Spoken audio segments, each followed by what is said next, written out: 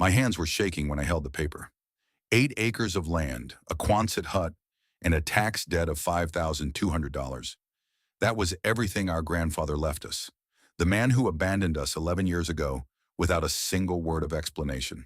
They said the house was worthless, a teardown, a rusted shell not fit for animals, let alone 2 kids fresh out of the foster system with nothing but $200 between them. But what I found beneath that floor changed everything. It rewrote our entire past. And if you have ever felt like the world handed you nothing but scraps, if you have ever wondered whether anyone truly loved you, then stay with me. This story is for you. My name is Willa Stratton, and this is the truth about what happened the year I turned 18. Part 1, the morning of my 18th birthday, tasted like powdered eggs and tap water. The same breakfast I had eaten for the past 6 years at the Brookfield Group home in Cedar Falls, Iowa. The fluorescent lights buzzed overhead the way they always did, that low electrical hum that had become the soundtrack of my teenage years. The linoleum floor was scuffed in the same places, worn down by the footsteps of hundreds of kids who had passed through these halls before me. Nothing about that Tuesday in March seemed different from any other day. The same cook ladled the same watery eggs onto the same plastic trays. The same tired staff members watched us from the doorway, counting heads, making sure no one slipped away before the morning check-in. But it was different, because at 18, I was no longer a ward of the state. And I was no longer anyone's responsibility. The system that had housed me and fed me and moved me from place to place, like a piece of furniture, was finished with me. In the eyes of the law, I was an adult now, free to make my own choices, free to succeed or fail on my own terms. The freedom terrified me more than anything else ever had. I sat at the long cafeteria table, pushing the eggs around my plate, watching the clock on the wall tick toward 9. That was when Mrs. Pemberton was supposed to arrive. She had been my caseworker for the past 4 years. A tired woman in her early 50s with gray streaks in her dark hair and reading glasses that always slipped down her nose. She wore the same 3 cardigans in rotation and carried a briefcase that was permanently stuffed with files. She was not unkind, but she was worn down. But you could see it in the way she moved, the way she talked. She had seen too many kids like me pass through her caseload, too many aging out with nowhere to go, too many falling through the cracks. I was just another file in her cabinet, another number in a system that was always overwhelmed, always underfunded, always one crisis away from collapse. Across from me sat my brother Jonah, 16 years old, 2 years younger than me, but in some ways he seemed older. He had our father's eyes, dark brown and watchful, always taking in more than he let on. He was quiet in groups but talked for hours when it was just the 2 of us. He noticed things other people missed, patterns, details, the way a room was organized or the way a person's voice changed when they were lying. Jonah was hunched over our father's old camera, a battered Nikon from the early 2000s. The body was scratched and dented from years of use. The lens had a crack running through the UV filter that created a slight haze in certain lighting conditions. The battery died after 20 minutes, and finding replacements was nearly impossible. But Jonah carried it everywhere. He slept with it under his pillow. He held it when he was nervous, turning it over in his hands like a talisman. It was the only thing we had left from our parents. Everything else had been lost in the shuffle of foster homes and group placements, the photographs, the books, the clothes that might still have held their scent. All of it dispersed, discarded, forgotten by a system that moved too fast to keep track of children's memories. But somehow the camera had survived. Jonah had clung to it through every move. Every new placement, every time our lives were packed into garbage bags and loaded into a social worker's car. He looked up at me now, his fingers still resting on the camera's worn grip. "You okay?" I shrugged. "Fine." "Liar." I almost smiled. Jonah knew me too well. He knew I had not slept the night before, lying awake in my narrow bed and staring at the ceiling while the other girls in my room breathed the deep rhythms of sleep. He knew I was terrified of what came next. We had been in the system for most of our lives, over a decade of group homes and foster families that did not work out, and social workers who changed every 18 months.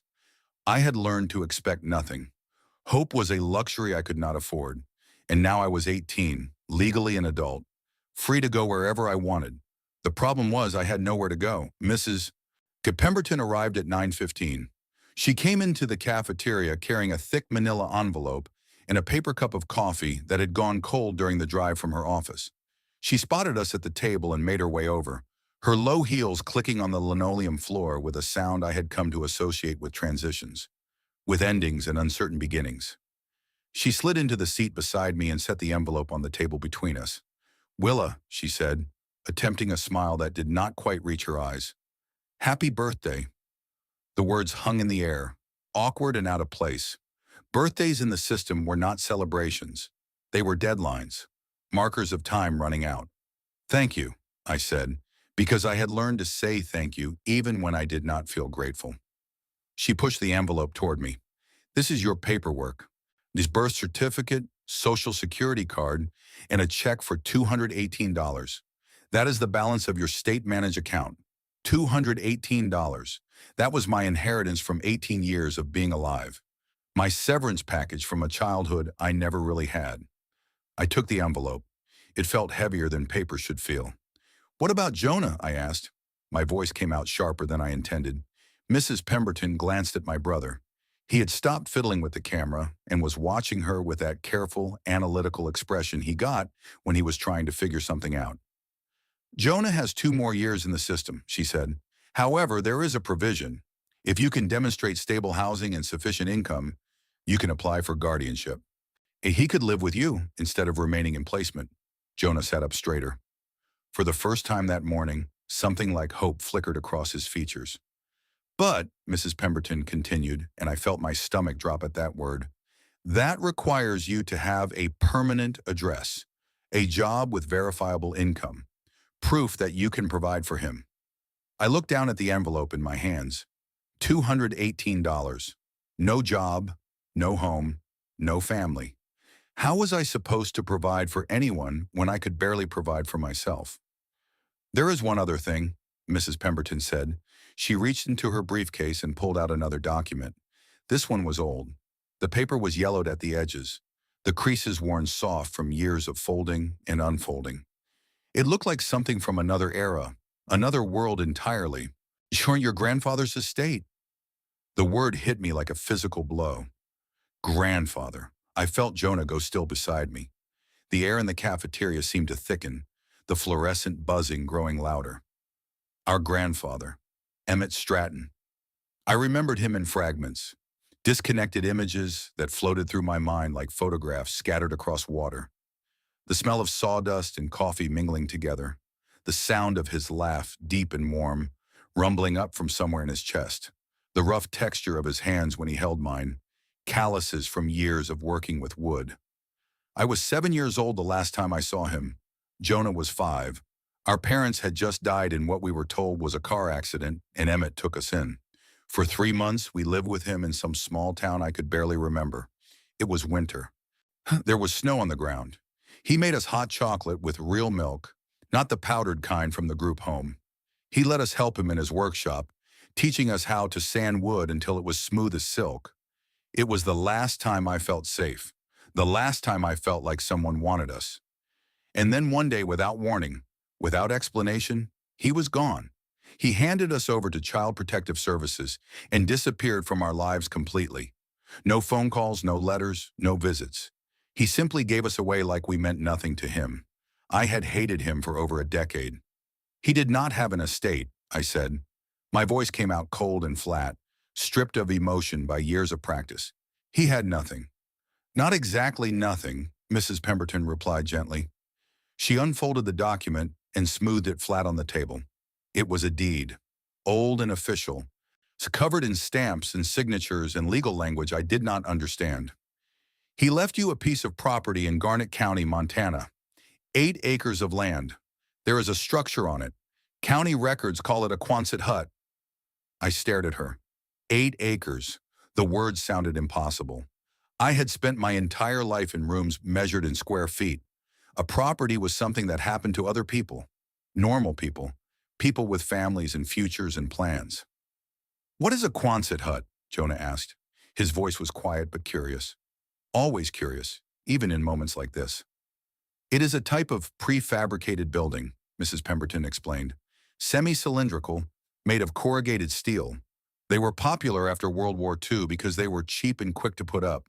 The military used them for storage, barracks, that sort of thing.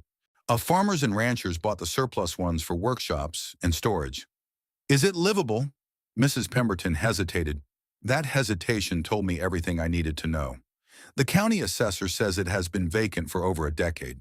Since your grandfather moved there after he gave you up. He passed away 2 years ago. 2 years. We found out through a form letter that arrived at the group home. Official language, dry bureaucratic phrasing. We regret to inform you. I remembered staring at those words, trying to feel something. Grief maybe, or anger. But there was nothing. Just a hollow emptiness where emotion should have been. You cannot mourn a ghost. There is a problem, Mrs. Pemberton continued. Back taxes are owed on the property, over a decade of them. The total comes to approximately $5,200. I laughed, a short, bitter sound that surprised even me. Of course there was a catch. He did not leave us a home. He left us a debt, a final insult from the man who threw us away. So we owe money on property we have never seen, I said. Great. Happy birthday to me. Not necessarily. Mrs. Pemberton pulled out another sheet of paper. A company called Apex Development has been trying to acquire land in that area for years. They have had a standing offer on your grandfather's property. They are willing to pay $6,000. I did the math in my head. 6,000 minus 5,200. That left $800, split between Jonah and me. It would clear the debt, Mrs. Pemberton said, and leave you with a small amount to start over. No, enough for a bus ticket somewhere. First and last month's rent on a room, maybe. It is not much, but it is better than nothing. She slid the offer across the table. Heavy letterhead, professional typography. Apex Development LLC. A line at the bottom waited for my signature. They say the hut is a complete teardown, she added, her voice gentle but practical. Rusted through. The land is marginal at best. Honestly, Willa, they are probably overpaying just to consolidate their holdings in the area. This is a reasonable offer. Worthless. That word echoed in my head. A worthless structure on a worthless piece of land left by a man who decided we were worthless too. It was a perfect, miserable symmetry. All you have to do is sign, Mrs. Pemberton said. We can have the money wired to you by the end of the week. You could find a room, start looking for work, begin building your life. I looked at the line. My signature. The final act of severing the last connection to the man who had abandoned us. For over a decade, I had told myself a story about two children who were unwanted, two children left behind because they were not good enough, not lovable enough, not worth the trouble. Signing that paper would make the story true. It would be the period at the end of a long, sad sentence. Every rational part of my brain screamed at me to sign. Take the money, walk away, start over somewhere else. Forget about Emmett Stratton and his worthless property and the questions that would never be answered. But then a different thought surfaced. A quiet, stubborn, and utterly illogical question. What if I saw it first? What if for the first time in my life, I did not just take their word for it? The idea was terrifying. It meant trading the certainty of $400 each for the absolute uncertainty of a bus ticket to the middle of nowhere, to see a wreck we could not possibly fix, to stand on land owned by a man I hated. It was a stupid, romantic, deeply irresponsible idea. It was the first real choice I had ever been able to make. I looked at Jonah. He was watching me with those dark, careful eyes, and in them I saw the same stubborn spark I felt in my own chest. He gave me the slightest nod. No, I said. Mrs. Pemberton blinked. I'm sorry? I am not signing. Not yet. I pushed the paper back across the table. I want to see it first. Willa, be realistic. What are you going to do out there? You have no money, no car. It is March. Montana still has snow on the ground. The property has no power, no running water, no... He left it to us, I said. My fingers closed around the old deed.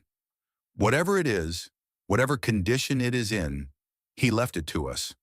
I want to see it with my own eyes before I sign it away. Mrs. Pemberton studied my face for a long moment. I watched the professional mask shift just slightly, and underneath, I saw something I did not expect. Not pity, something closer to respect. She sighed, a long, slow exhalation that seemed to carry years of exhaustion. All right, Willa, all right. She gathered her papers and tucked them back into her briefcase. It is your life now. And just like that, the door closed and Jonah and I were alone.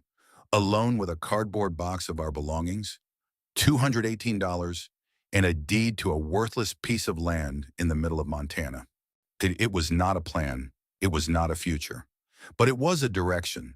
And for the first time in our lives, it was one we had chosen ourselves. The bus ride took 3 days. 3 days of watching the country unspool through grimy windows. Iowa gave way to the rolling plains of South Dakota, endless fields of brown grass stretching toward a horizon that never seemed to get any closer. We stopped in small towns with names I had never heard of: Murdo, Kadoka, Wall, each one smaller than the last, just clusters of buildings huddled against the emptiness like people gathered around a fire. I sat by the window, my forehead pressed against the cool glass, watching the landscape change. Jonah sat beside me, alternating between staring out at the scenery and fiddling with our father's camera. We did not talk much those first few hours. We did not need to. We had spent our entire lives communicating without words, reading each other's silences the way other people read books. The bus was not crowded. A few elderly passengers making their way to visit grandchildren in distant states. A young mother with a baby who cried for most of Nebraska, her tired eyes apologizing to everyone around her. A man in a military uniform who slept the entire way from Sioux Falls to Billings, his head tilted back, his mouth slightly open. None of them paid attention to us. 2 kids with cheap backpacks and secondhand clothes were invisible to most people. We had learned to be invisible. It was safer that way. Somewhere in eastern Montana, on the second afternoon, Jonah made a discovery. He had been going through the camera, checking settings, and making sure it still worked despite its age and damage. He opened the battery compartment to check the contacts and found something he had never noticed before: a memory card, small and black, tucked into a slot behind the battery where it was almost invisible. Willa? His voice was strange, tight with something I could not identify. Look at this. He held the camera out to me. His hands were trembling slightly. There are pictures on it, old ones. I think they are Dad's. My heart stuttered in my chest. We had no photographs of our parents. Everything had been lost in the chaos after their deaths. Their faces existed only in my memory, growing fainter with each passing year, like photographs left too long in the sun. Jonah scrolled through the images on the camera's small screen.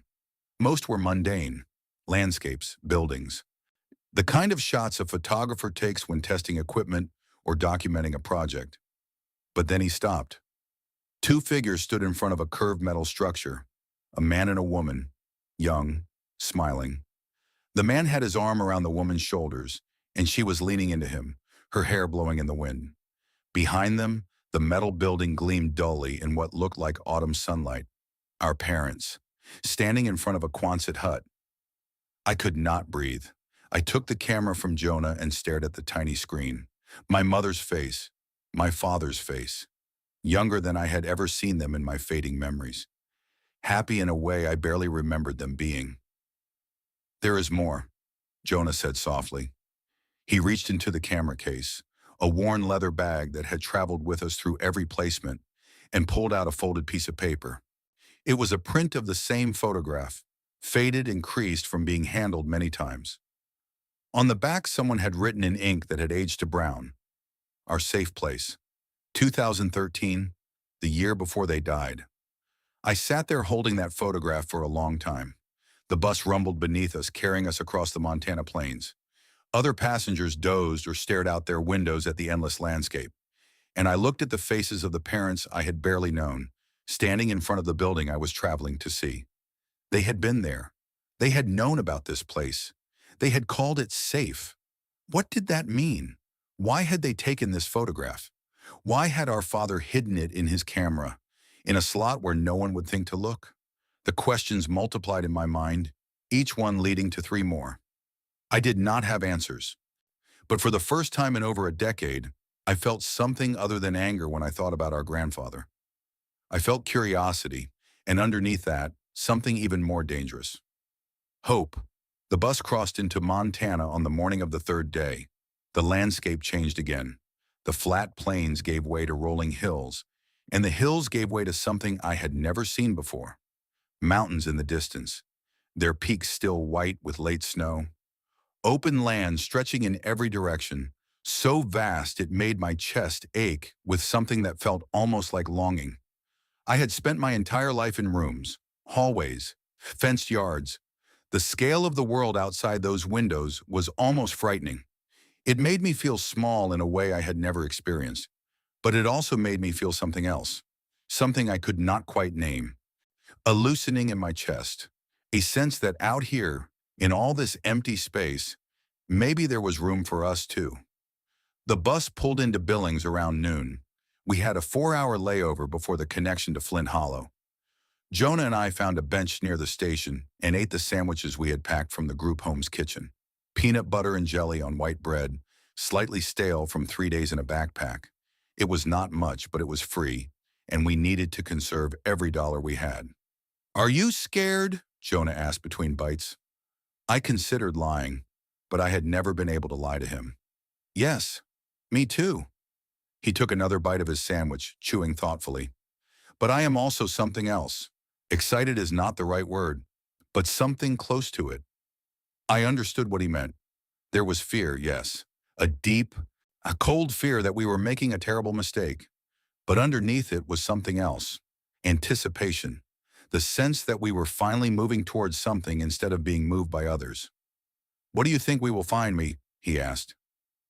"I do not know. Probably exactly what they said. A rusted building on worthless land. Something we will have to sign away anyway. But you wanted to see it for yourself."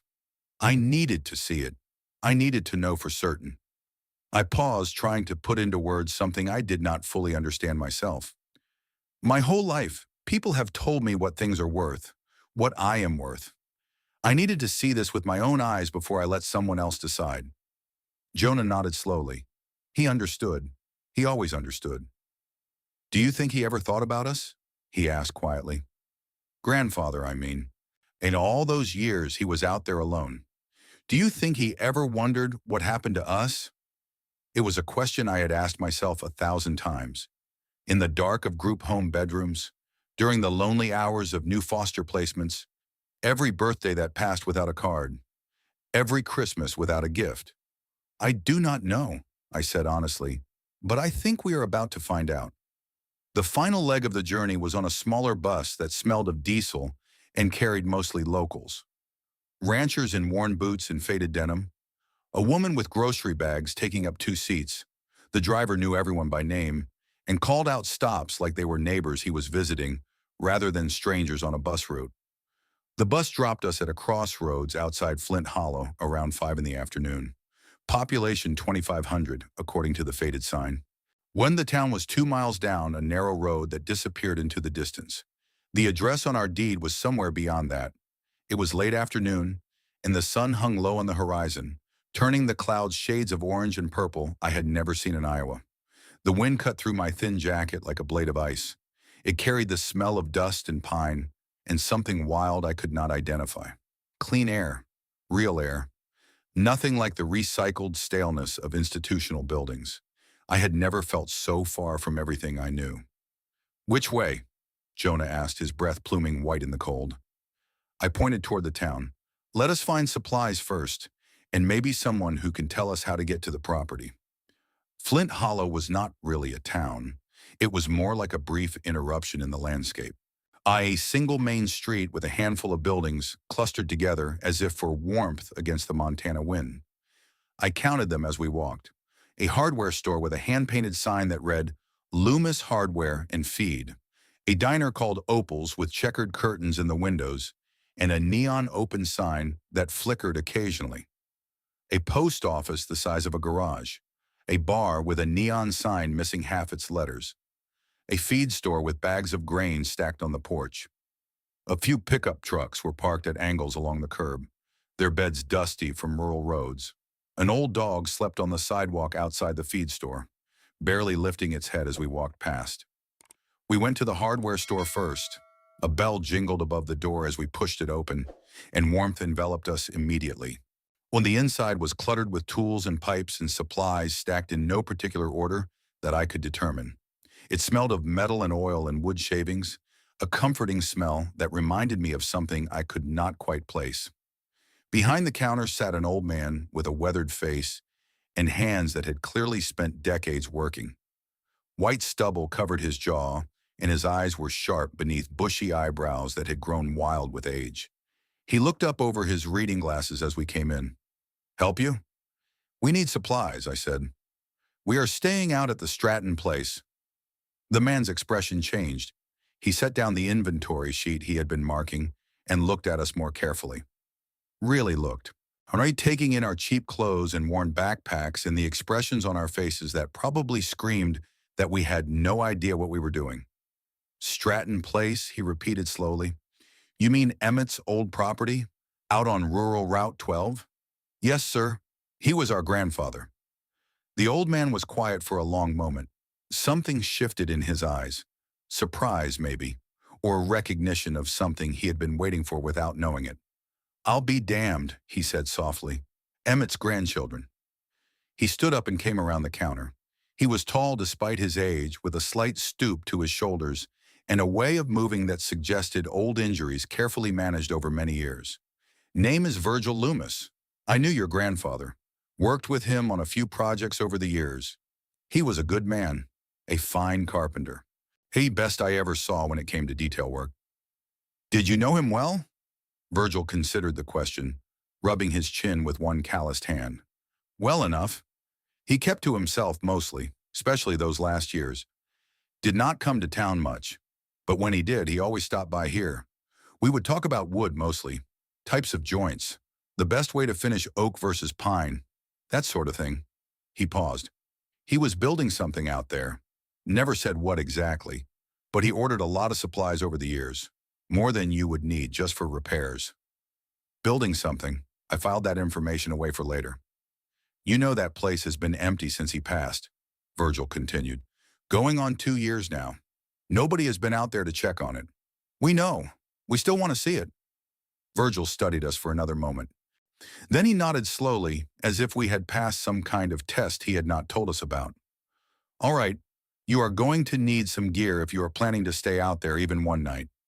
Good flashlights, extra batteries, work gloves, probably a pry bar too. Doors are likely rusted shut after all this time." He started walking down the aisles, pulling items off shelves with the efficiency of someone who knew exactly where everything was, despite the apparent chaos. "You got a car?" he asked over his shoulder. "No, sir. We came by bus." He paused, turned to look at us with an expression that mixed concern with something else. Respect, maybe. "You are planning to walk out there? It is only a few miles, right?" "Closer to 3 from here, and it will be dark in an hour." He shook his head slowly. "Ah, you kids have no idea what you are walking into, do you?" I met his gaze directly. "No, but we are walking into it anyway." Something like approval flickered across his weathered face. "All right," he said again. "Let me get you properly sorted." At the register, the total came to $63, a quarter of everything we had. I counted out the bills carefully, feeling each one leave my hand like a small piece of our security. Virgil looked at the money. Then he looked at me. "Tell you what, first-time customer discount. Make it 40. I started to protest, but he held up a hand. Emmett would have done the same for any stranger who walked through his door. Man was always helping people out, even when he did not have much himself. Consider it paying forward what he paid out. I did not know what to say. I was not used to kindness from strangers. In the system, kindness usually came with conditions attached. "Thank you," Jonah said quietly. Virgil nodded. "You kids be careful out there. And if you need anything at all, my number's on the receipt. Phones do not always work that far out, but try anyway. Cell service is spotty, but there is a landline in the hardware store, and I am here most days by 7. We stopped at the diner next. Opal's. Inside it was warm and smelled like coffee and fried food and something sweet baking in the back. The booths had red vinyl seats, cracked in places and mended with electrical tape. A pie case sat by the register, displaying slices of apple and cherry and something golden that might have been pecan. A few locals sat at the counter, and nursing cups of coffee and talking in low voices about weather and cattle prices and someone's son who had gotten a job in Billings. They turned to look at us as we walked in, their conversations pausing. Small town curiosity. We were clearly not from here, and in a town this size, strangers were noticed. Behind the register stood a woman in her 70s with silver hair pinned up in a loose bun. Her face was lined with the kind of wrinkles that came from years of smiling, and her eyes were sharp, the kind that missed nothing. She wore a faded apron over a flannel shirt, and her hands, when she moved them, were quick and efficient despite her age. "Sit anywhere you like, hun," she called out. We took a booth by the window where we could watch the street and the fading light beyond. The menu was laminated and sticky with age, or the prices written in by hand. Everything cost less than $10. I ordered a burger. Jonah got soup and a grilled cheese. We ate slowly, savoring the warmth and the taste of real food, knowing it might be the last hot meal we had for a while. The woman came by to refill our water glasses. She lingered for a moment, studying us with those sharp eyes. "You two are not from around here." "No, ma'am. We just arrived. We are headed to the Stratton property." Her expression flickered. Something complex passed behind her eyes. Recognition and caution and something else I could not identify. "Emmett's place," she said slowly. "That is a lonely stretch of road out there. Not much to see but grass and sky." "Did you know him?" Jonah asked. "Everyone knew Emmett. Small town like this. You know everyone whether you want to or not." She paused, or seemed to be deciding something. "He kept to himself those last years. After he came back from Iowa, he did not socialize much. Came to town for supplies, nodded hello, but never stayed for coffee or conversation. Iowa, where we had lived, where he had taken us in and then given us away. He talked about you too sometimes," she added quietly. "His grandchildren. He kept your school photos pinned up on his refrigerator." My stomach clenched. "He had our photos?" "Got them from somewhere. I do not know how. But he had them. Used to look at them when he thought no one was watching." She shook her head, something sad moving through her expression. "He was a complicated man, Emmett Stratton. Carried a lot of weight on those shoulders that he never talked about." I did not know what to say to that. Or the image of our grandfather looking at our photographs, alone in a falling down building in the middle of nowhere, did not fit with the story I had told myself for a decade. "I'm Opal," the woman said. "This is my place. Been here 43 years. You need anything while you are here, you come find me. Anytime, day or night, doors always open." She walked away before I could respond. We left the diner as the sun began to set. The sky was turning shades of purple and gold and deep crimson, and the temperature was dropping fast. According to Virgil's directions, the property was about 3 miles down the main road, then a quarter mile up a dirt track marked by an old wooden post with the route number painted on it. We walked in silence. The only sounds were our footsteps on the gravel shoulder and the wind moving through the dead grass along the roadside. The sun sank lower, painting the clouds with colors I had never seen in Iowa. The first stars began to appear in the darkening sky, more stars than I had ever seen in my life. Out here, with no city lights to wash them out, the universe spread overhead like a canopy of diamonds. By the time we reached the dirt track, it was nearly dark. The wooden post was there, just as Virgil had described, leaning at an angle with a faded number painted on its weathered surface. The track beyond was rutted and overgrown, 2 wheel ruts disappearing into the darkness like a path into another world.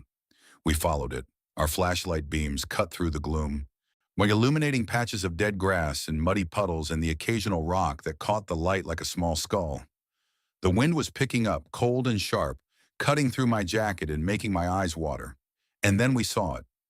Set back from the track, silhouetted against the darkening sky, was a long, curved shape, like the back of some great metal whale beached on the Montana plains. The Quonset hut. It was worse than I had imagined. Even in the dim light, I could see the ruin of it. The corrugated metal walls were orange with rust, bleeding color like an open wound against the gray evening. Several panels were missing from the roof, leaving dark, gaping holes open to the sky. The windows were either boarded up with weathered plywood or shattered completely, jagged glass still clinging to the frames like broken teeth. When weeds had grown up around the foundation, some of them as tall as my waist, brown and dead from winter but still standing like skeletal sentinels. This was not a home. This was a corpse. I stopped walking. The weight of what I was seeing pressed down on me like a physical force. All those miles, all those hours on buses eating stale sandwiches and sleeping against grimy windows. All that hope I had not even admitted to myself I was carrying. For this, a rusted shell, a ruin, a monument to decay and abandonment. Mrs. Pemberton was right. Virgil was right. Everyone was right. This was a mistake. We should have signed the paper. We should have taken the money and found a room somewhere warm and figured out our lives like normal people. Instead, we were standing in the middle of nowhere, in the freezing cold, hornet with nothing but a flashlight and a pry bar and $200 that would not last the week. I stood there for a long time, my breath pluming white in the cold air, my body shivering despite my best efforts to control it. Jonah stood beside me, silent. He did not say anything. He was waiting, I realized, waiting for me to make a decision. I could turn around. I could walk back to town in the dark, find somewhere to sleep, catch the morning bus back to Iowa, sign the papers and take the money and pretend none of this had ever happened. No one would ever know. But I had come all this way. I had made this choice. The thought of turning back now felt like a deeper kind of failure than staying. And there was something else. The photograph in Jonah's camera. Our parents standing in front of this same building, calling it their safe place. Whatever that meant, whatever secrets this ruin held, I needed to understand them. "We go in," I said. Jonah nodded. He had known I would say that. We walked toward the building, our flashlight beams bouncing ahead of us in the darkness. The wind howled around its curved walls, sounding for all the world like a long, mournful sigh. Like the building itself was breathing. Up close, the decay was even worse. The rust had eaten through entire sections of metal, leaving holes I could fit my hand through. The door was a single wide sheet of corrugated steel, its edges fused to the frame by years of corrosion. There was a padlock, or what had once been a padlock. It was so corroded that it looked like a lump of orange-brown clay, all its edges softened by rust into something almost organic. The key Mrs. Pemberton had given us was useless. This lock had not been opened in years. It probably could not be opened with any key at this point. I wedged the tip of the pry bar into the seam between the door and the frame. The metal groaned in protest. Rust flaked away in brittle chips, falling to the ground like orange snow. I put my shoulder into it and pushed. Nothing. Just the scrape of metal on metal and the strain of my muscles against something that did not want to move. I repositioned the bar, found a better angle, put all my weight into it, all my frustration, all my fear, all the anger I had carried for over a decade. For a long moment, nothing happened. Then with a shriek that set my teeth on edge, a sound like the world tearing in half, the rusted mechanism gave way. The door moved inward a few inches with a shudder. It was open, or at least ajar. I squeezed through the gap into the darkness beyond. The air inside was thick and stagnant, heavy with the smell of dust and decay, and the faint, musty scent of forgotten things. It was somehow colder inside than outside, the metal walls holding the chill like a tomb. My flashlight beam cut through the darkness, revealing chaos. Absolute, bewildering chaos. The hut was larger than I had expected, maybe 40 feet long and 20 feet wide, the corrugated walls curving up to a high-arched ceiling, pocked with holes where missing panels let in the starlight. But the space was filled with debris, boxes stacked on boxes, furniture draped in mildewed tarps, tools scattered across a long workbench that ran along one wall, sacks of something that might have been seed or feed, now rotted and spilled across the concrete floor. And an old cast-iron wood stove sat in the center of the room, its chimney pipe disconnected and lying on the ground. Rust stains spread across the concrete beneath it like dried blood. Jonah came in behind me, his flashlight adding to the illumination. Together, our beams swept across the wreckage. "What happened here?" he whispered. I shook my head. I had no answer. We picked our way through the debris, stepping carefully over piles of junk that shifted and crunched beneath our feet. Every step raised clouds of dust that made us cough and stung our eyes. The air was thick with particles, undisturbed for years. In one corner, I found what had been a living area. A metal cot with a rotted mattress, springs poking through the fabric. A small table with one leg shorter than the others. A single wooden chair, its seat cracked down the middle. On the table sat a coffee mug, still upright, as if someone had set it down meaning to come back. Our grandfather had lived here, in this ruin, alone, for over a decade. The anger I had carried for years began to shift. It did not disappear, but underneath it, I felt something else emerging. Confusion. Questions that demanded answers. Why had he come here? Why had he lived like this? Why had he left us only to spend his final years in a place that was slowly falling apart around him? I was so lost in thought that I almost missed it. Jonah had wandered over to the workbench. He was sweeping the floor with his foot, pushing aside debris, looking at the ground with that intense focus he got when something caught his attention. "Willa," he said. His voice was strange, tight. "Come look at this." I made my way over, Morty picking through the scattered tools and boxes. He was pointing at something on the floor, a metal ring, brass or copper, green with age, flush with the concrete, almost invisible under the layer of dirt and grime. I knelt down and brushed away the dust with my gloved hand. The ring was attached to a section of floor that looked different from the rest. Darker, smoother. The concrete here was poured separately, a rectangle about 3 feet by 4 feet, with edges that did not quite match the surrounding floor. A trapdoor.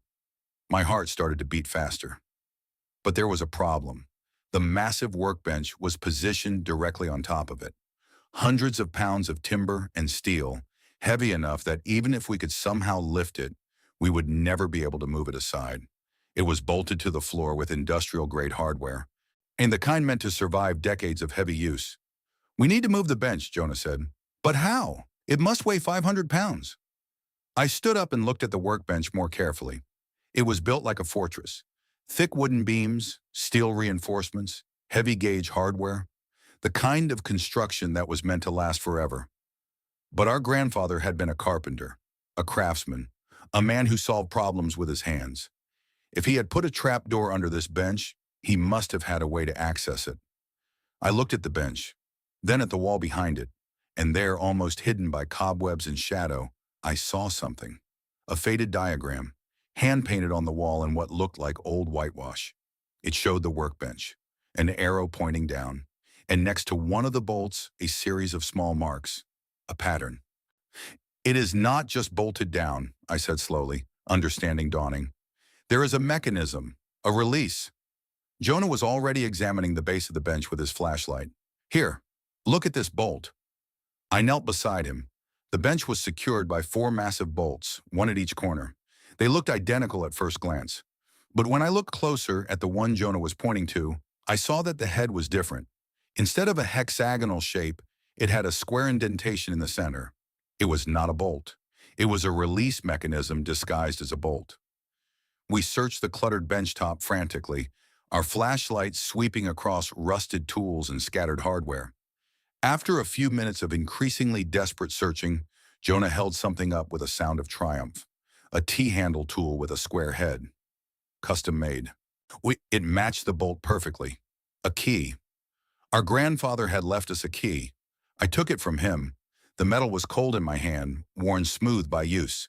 I knelt beside the disguised bolt and inserted the square head into the indentation. It fit perfectly. I took a deep breath. Then I turned it. For a moment, nothing happened. The tool resisted, corroded by time and disuse. I pushed harder, putting my weight into it. Then a deep metallic clunk echoed through the room. Something inside the concrete had disengaged. "Pull on the bench," I said. Jonah grabbed one end. I grabbed the other. We pulled, and the entire massive workbench, all 500 pounds of it rolled smoothly to the side on hidden casters, gliding across the floor as if it weighed nothing. Beneath it was the trapdoor, complete now, a concrete slab with the brass ring and hiding whatever lay below. We stood there staring at it. Our flashlight beams converged on that rectangle of darker concrete. Our grandfather had built this. He had hidden it carefully, deliberately. He had created a mechanism to access it that only someone who looked carefully would discover. Someone who was willing to search. Someone who cared enough to find it. He had wanted this to be discovered, but only by the right person. I reached down and gripped the ring. The metal was cold against my palm. If you were me, would you have opened that door? Would you have reached into the darkness beneath a rusted ruin in the middle of nowhere, not knowing what waited below? Or would you have closed your eyes and walked away? I want to know what you would have done. Tell me in the comments, because I pulled that door open, and what I found in that darkness changed everything I thought I knew about my family. I pulled. The trap door lifted on a hidden counterweight, swinging upward with surprising ease. Below it, a flight of wooden steps descended into absolute blackness. Cold air washed over us. It smelled different from the hut above. Dry concrete, old paper, and something else. Something I could not identify. Time itself, maybe. Sealed away and waiting. I shined my flashlight down the stairs. At the bottom, maybe 10 feet below, I could see the edge of a concrete floor. A bunker. A hidden room beneath the floor of a worthless Quonset hut in the middle of Montana. Our grandfather had not just left us a ruin. He had left us a secret. Part 2. The stairs creaked under my weight as I descended. Each step took me deeper into the darkness, deeper into whatever secret our grandfather had buried beneath his falling down home. The air grew colder, but it was a dry cold, still, preserved, different from the damp decay of the hut above. Jonah followed close behind me, his flashlight beam dancing across the concrete walls. The walls were smooth, carefully poured. Professional work. Our grandfather had built this space to last. The room at the bottom was small, no more than 10 feet by 10 feet, with a ceiling just high enough to stand in comfortably. But what struck me immediately was how clean it was. No dust, no decay, no chaos. Everything was orderly, precise, organized with a carpenter's attention to detail. A simple steel desk stood against one wall. On it sat an old manual typewriter, a neat stack of blank paper beside it, and a heavy metal box that looked like military surplus. A wooden chair was pushed neatly under the desk. Against the opposite wall, shelves held dozens of books. Their spines were straight and even, organized by subject. History, law, politics, investigative journalism. This was not a storage cellar. This was not a fallout shelter. This was an office, a secret study, a place where someone had spent countless hours working on something important. Our grandfather's real space? I understood then that the chaos upstairs was deliberate, a disguise, a stage set designed to make the building look abandoned and worthless. Anyone who broke in looking for valuables would see the decay and leave. No one would think to look beneath the junk for a hidden room, but he had wanted us to find it. He had left the diagram. He had left the key. He had created a trail of breadcrumbs that only someone who really searched would discover. Someone who cared enough to look. I set my flashlight on the desk, its beam illuminating the neat arrangement of papers and books. Jonah moved to the shelves, running his fingers along the spines of the books, reading titles in a whisper. Investigative journalism techniques, federal corruption case studies, land law in Montana. He turned to look at me, his eyes wide in the shadows. What was he working on down here? I did not answer. My attention had been captured by the metal box on the desk. It was olive drab, the kind of ammunition case that military surplus stores sold for a few dollars. Closed with a simple latch, and taped to the lid was an envelope, yellowed with age, sealed with care, and on the front, in handwriting I recognized from the single birthday card I had ever received from him, 2 names, Willa and Jonah. My hand trembled as I reached for it. Jonah came to stand beside me. In the glow of our flashlights, his face was pale, his dark eyes wide. We both knew that whatever was in that envelope would change things. You can feel moments like that. Moments when you stand on the edge of before and after. I picked up the envelope. The paper was soft with age, the edges worn from handling. I broke the seal carefully, not wanting to tear anything. Inside was a single sheet of paper, folded 3 times, and beneath it, a smaller photograph. I unfolded the letter first. My dear grandchildren, if you are reading this, then you are smarter and more stubborn than I gave you credit for. And I am gone. I hope you can find it in your hearts to forgive an old man for his silence. I know what they told you, that I abandoned you, that I gave you up without explanation. It is a simple story. In many ways, it was the necessary one. But the truth is more complicated. The truth is something I have carried alone for over a decade.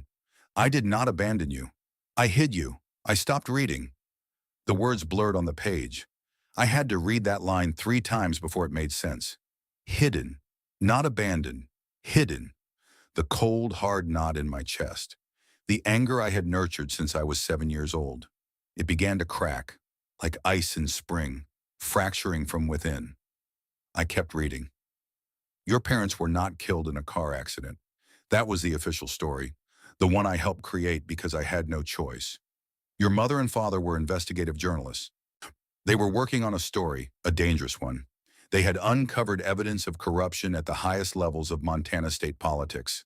Land fraud, bribery, a conspiracy involving millions of dollars, and some of the most powerful men in the state.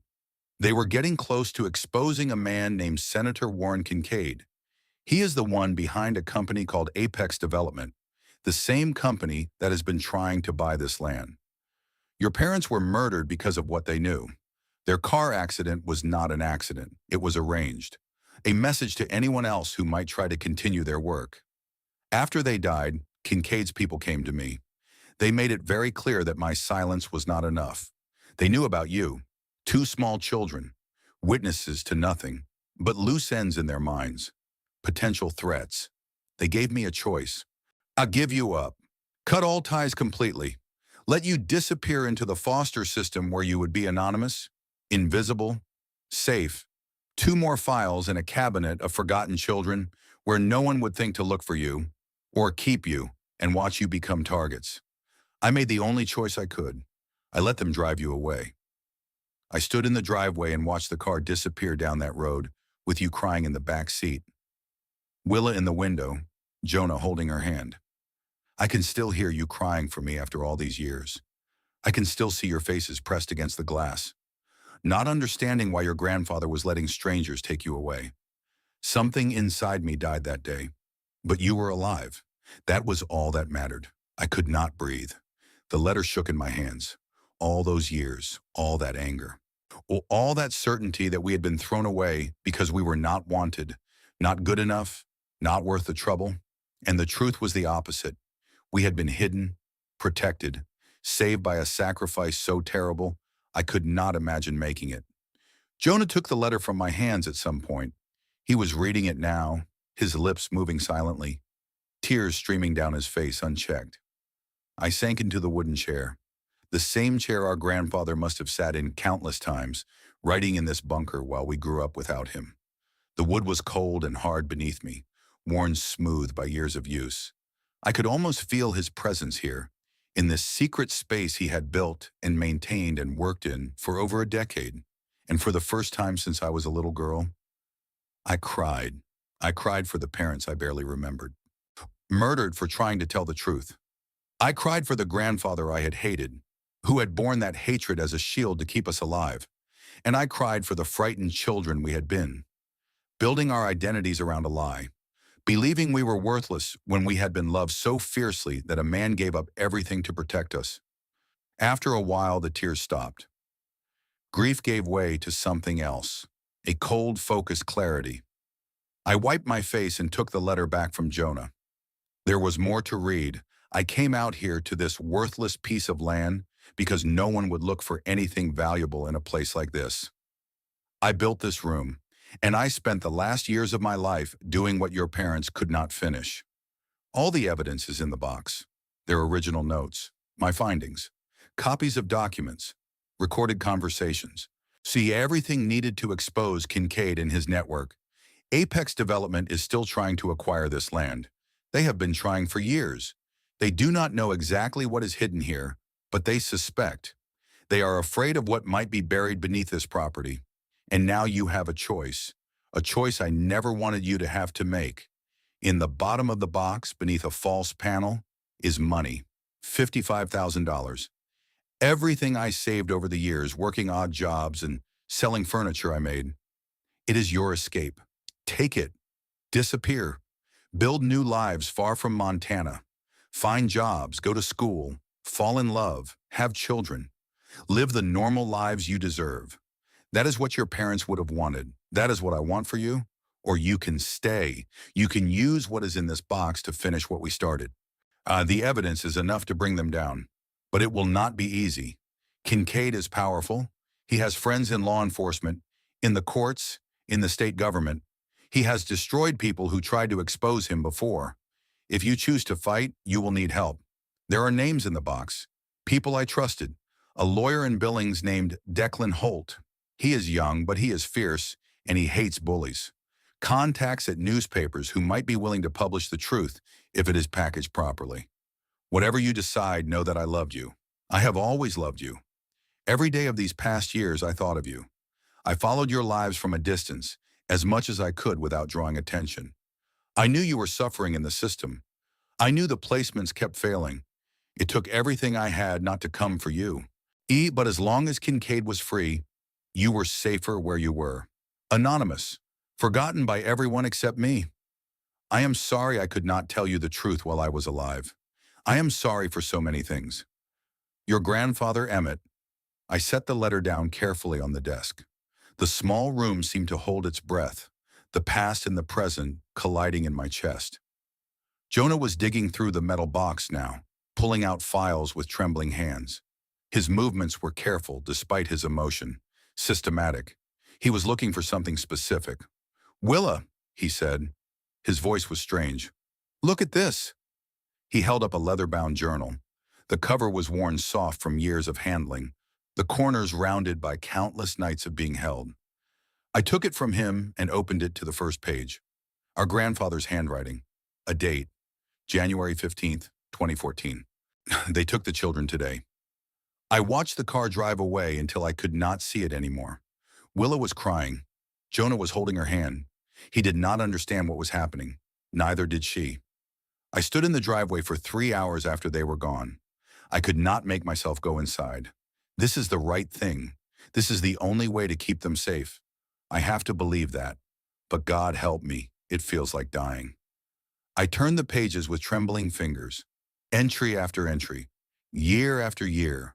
Our grandfather's careful handwriting filling page after page. March 3rd, 2015. Willa's birthday today. She is 8 years old. I drove to Cedar Falls and parked outside her school. I watched her walk to the bus stop with the other children. She was wearing a coat that was too big for her, hand-me-down. Her hair was longer than the last time I saw her. She looked healthy. That is what matters. I wanted to call out to her. I wanted to run across the street and hold her and tell her I was sorry, but I could not. If Kincaid's people saw me make contact, everything I sacrificed would be for nothing. Happy birthday, sweetheart. I hope someone gave you a cake. The entries continued, year after year, our grandfather tracking our lives from a distance, recording every scrap of information he could gather without revealing himself. September 12th, 2017. Jonah was moved again. 4th placement in 3 years. The system keeps failing them, and there is nothing I can do to stop it. I called the caseworker's office pretending to be a concerned citizen. They would not tell me anything. Privacy laws, my own grandchildren, and I cannot even know if they are eating enough. I found the school he was transferred to.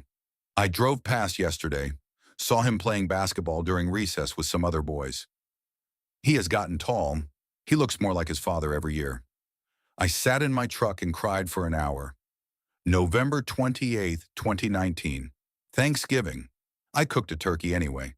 Set 3 places at the table. 1 for me, 1 for Willa, 1 for Jonah.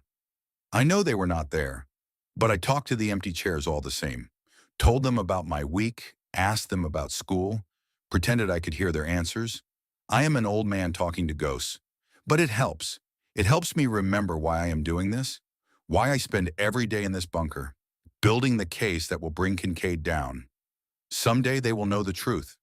Someday they will understand why I did what I did. I just hope I live long enough to see it. I closed the journal. We sat in silence, the weight of his words filling the small space. Over a decade of entries, all those years I spent hating him, he had been out there, watching over us from a distance, tracking every school we attended, every foster home that failed us, driving past our lives like a ghost, never able to reach out, never able to explain. Every birthday, he was somewhere nearby, watching. Every Thanksgiving, he set a place for us at his table and talked to empty chairs. He had never stopped loving us. He had just loved us from so far away that we could not feel it. He knew everything, Jonah whispered. Every school, every placement. He was there all along. I picked up the journal and held it against my chest. The leather was soft from years of handling. Our grandfather had held this book every night, written in it when the loneliness got too heavy to bear alone. All those years I built my identity around being abandoned, around being unwanted, around being the kind of person that even family threw away. And he was out there, watching, waiting, fighting for us in the only way he could. I understood something then, something that changed how I saw everything. Love does not always look the way you expect.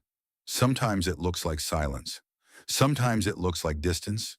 Sometimes it looks like an old man eating Thanksgiving dinner alone, talking to empty chairs, pretending his grandchildren are there.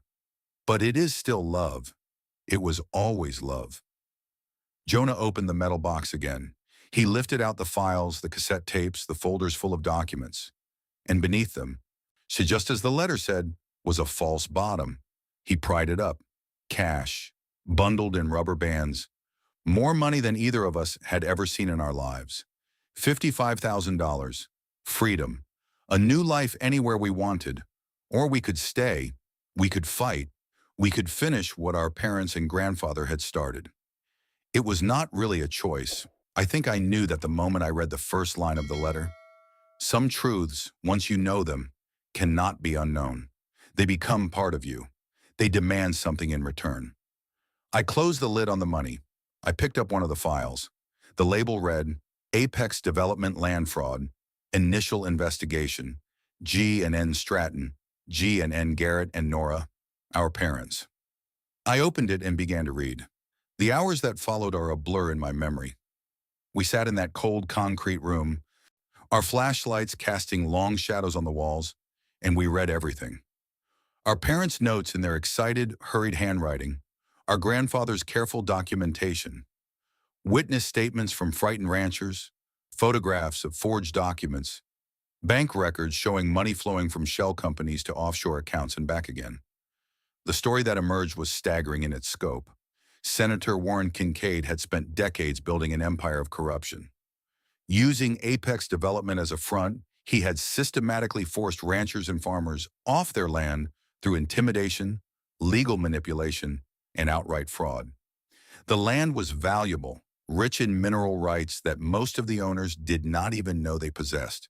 Kincaid had stolen it piece by piece, paying pennies on the dollar to desperate families who did not understand what they were signing away. Our parents had discovered the scheme.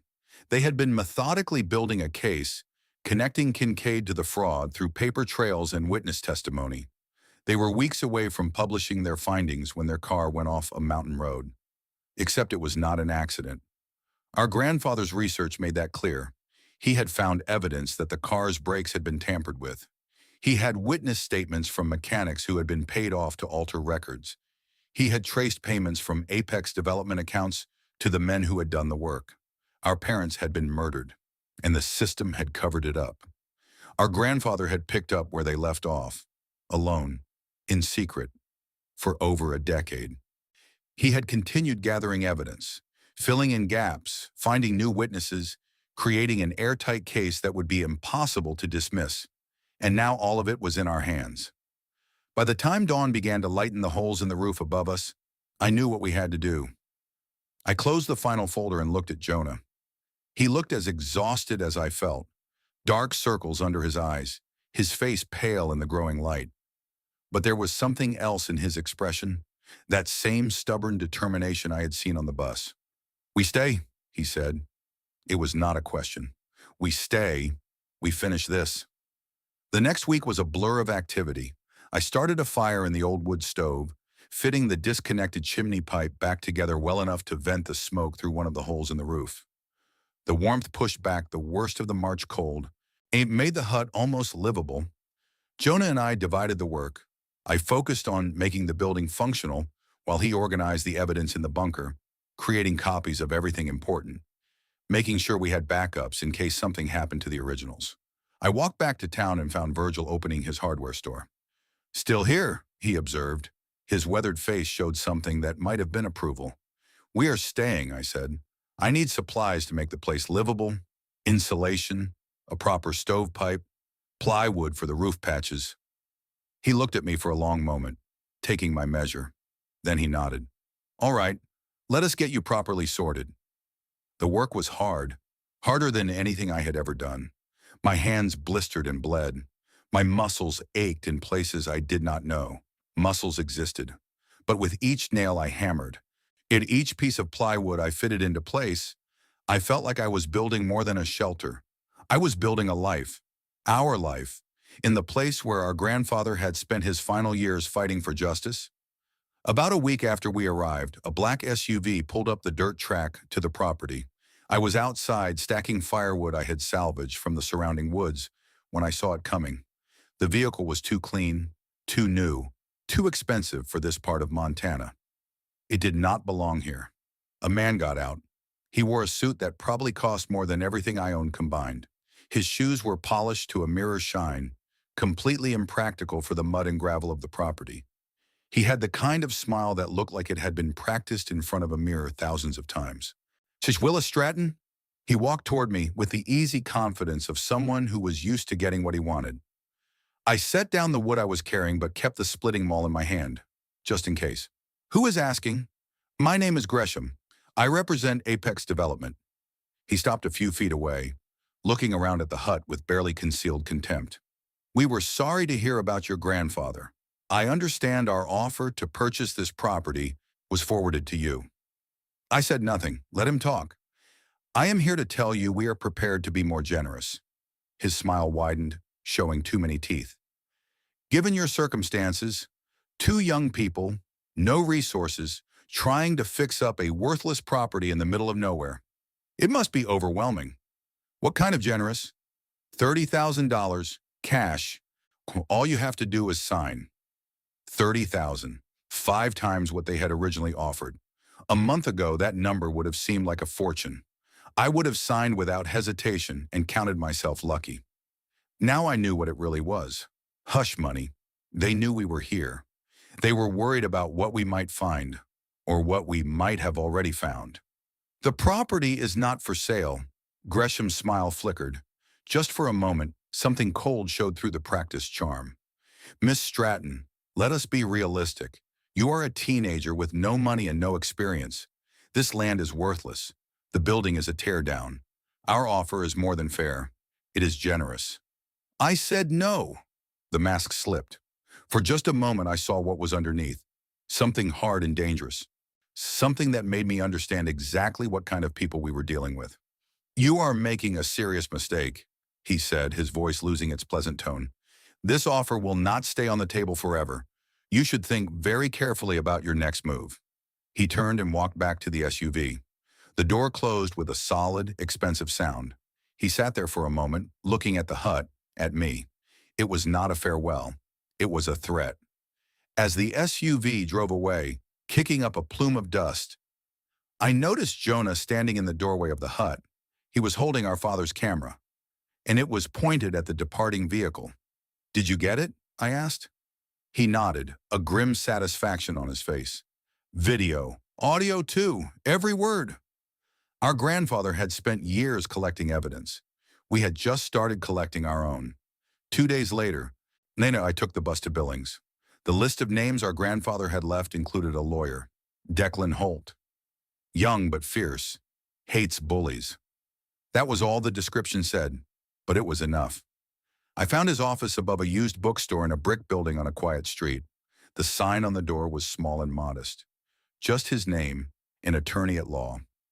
The office inside was cramped but organized in a way that made sense if you looked at it long enough. Books everywhere, stacked in piles on every surface. Files in careful arrangements on the desk and chairs and even parts of the floor.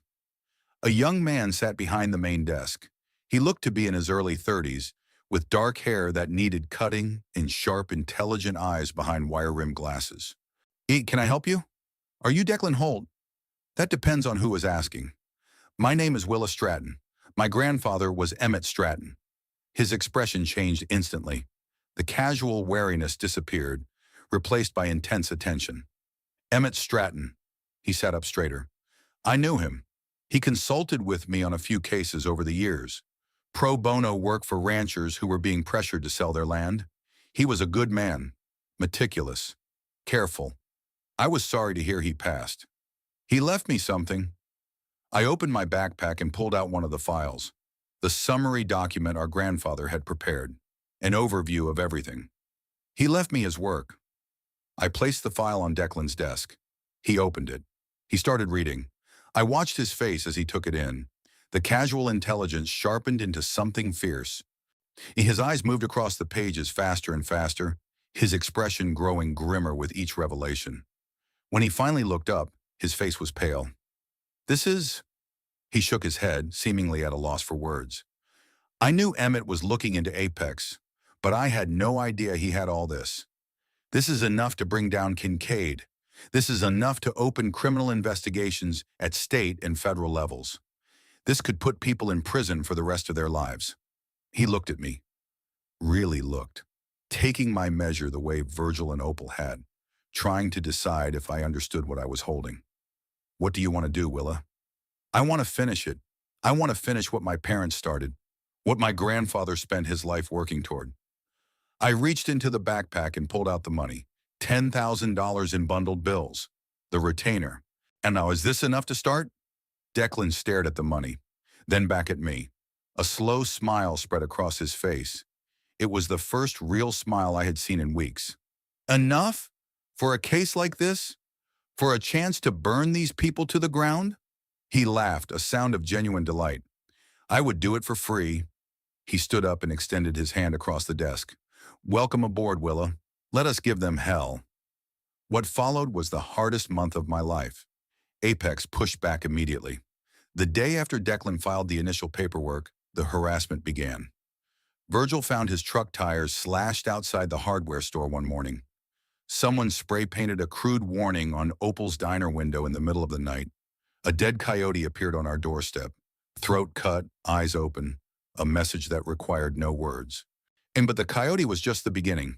3 nights later, I woke to a sound that did not belong.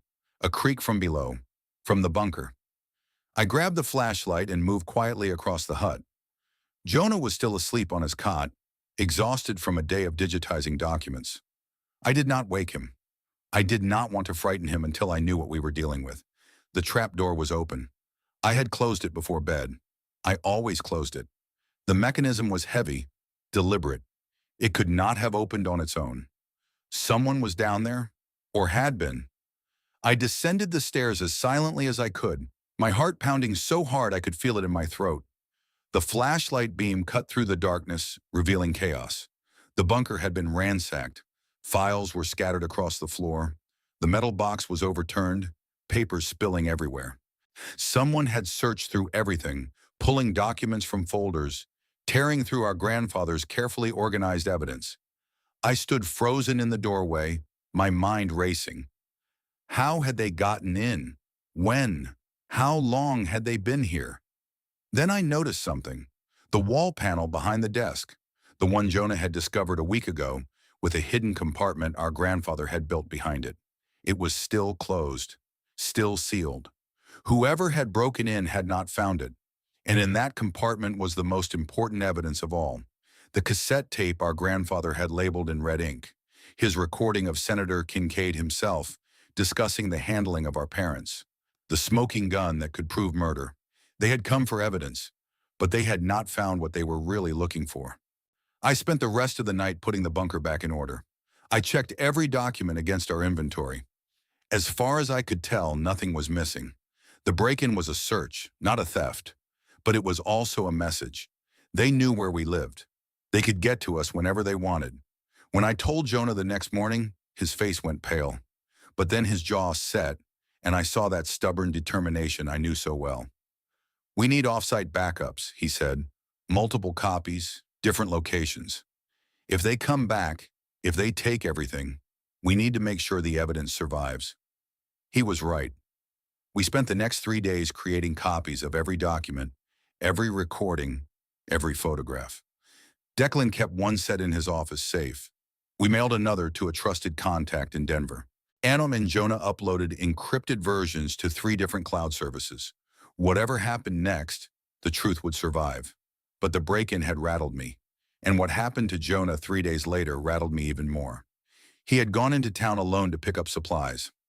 I was working on the hut, patching a section of wall where the insulation had come loose, when Virgil's pickup came roaring up the track, moving faster than I had ever seen it move. I ran to meet it, my heart already pounding. Jonah was in the passenger seat. His face was bruised, purple and swollen around one eye. His lip was split and bleeding. He held his right arm carefully against his chest as if it hurt to move. "What happened?" I yanked the door open, my hands reaching for him, needing to touch him, to make sure he was real. "Found him behind the feed store," Virgil said grimly. 2 men in work clothes. Had him cornered against the back wall. They scattered when they saw my truck coming. White van, no plates. Gone before I could get a good look at their faces. I helped Jonah out of the truck. He was shaking, but not from fear, from anger. "They told me to leave," he said through his split lip.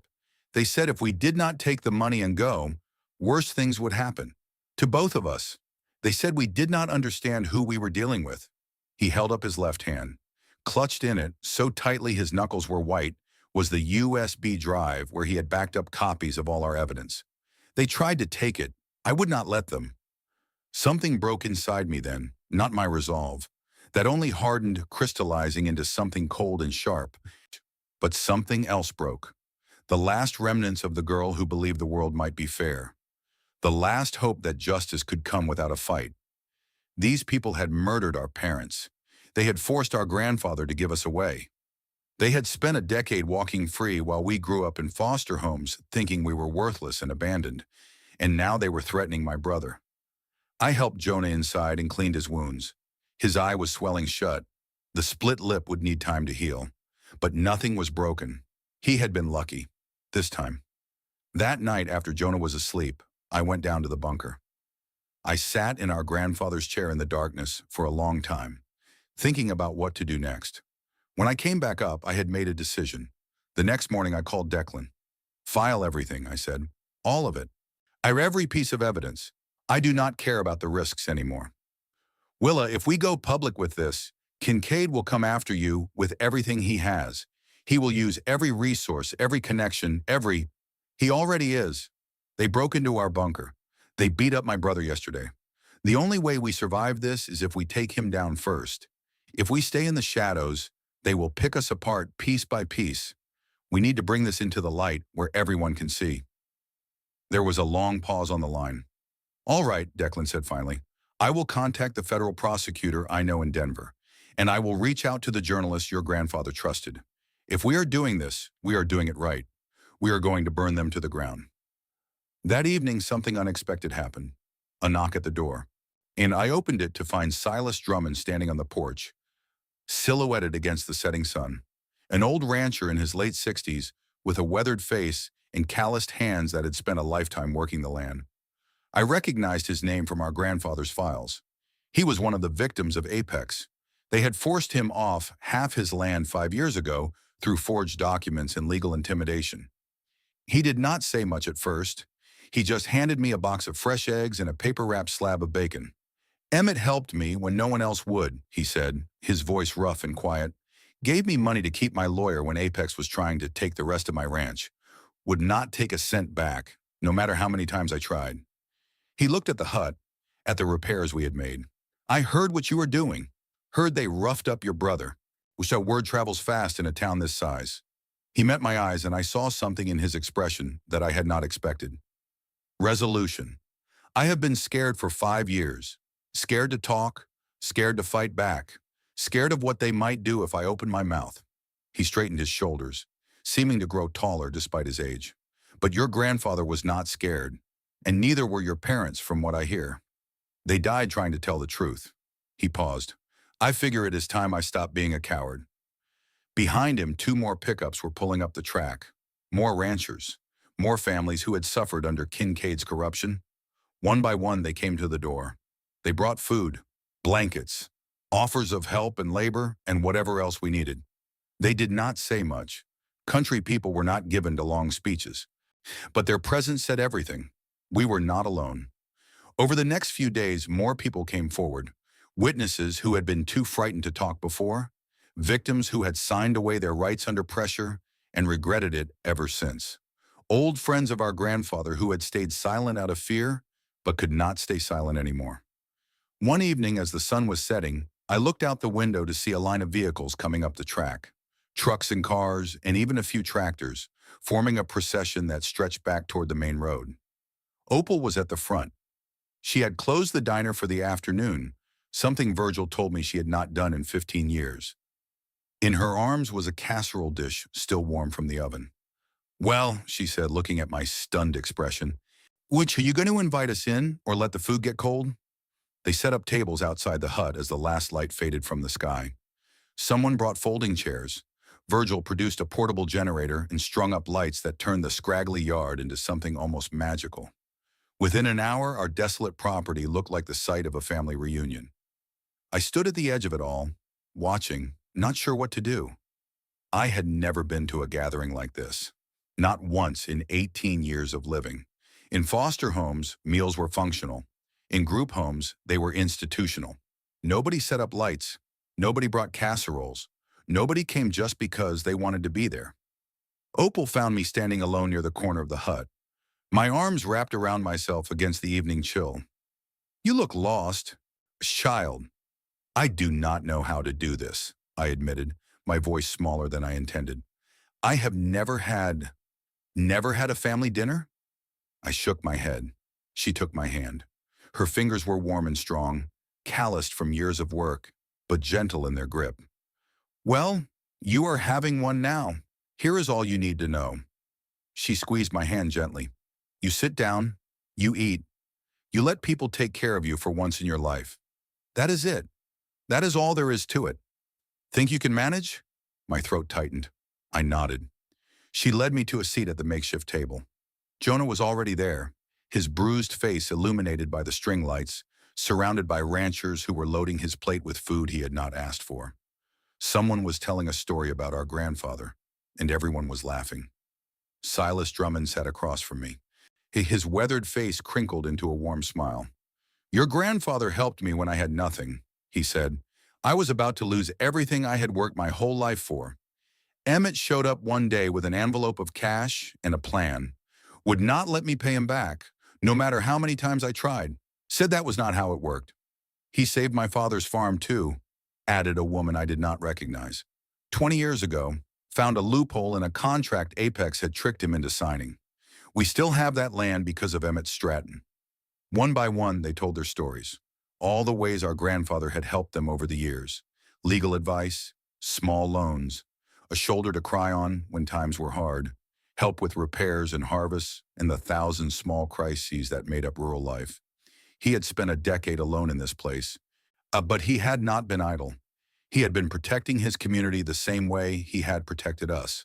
Quietly, without recognition, without asking for anything in return. I looked around the table at all these faces, strangers who had become neighbors, neighbors who were becoming something more.